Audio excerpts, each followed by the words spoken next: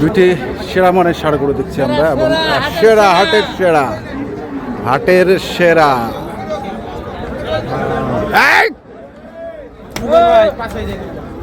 ভাই হয়েছে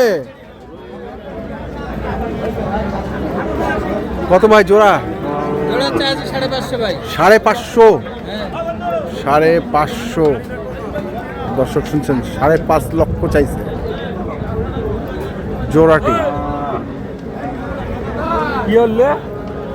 কেমন দাম উঠছে ভাই? কেমন দাম উঠছে? 420-30 450 ভাঙতে বলতেছে। আপনার টার্গেট কত? আমরা তো 500 উপরে দাম বলছেন। কত বলছেন? 15,000 বললাম।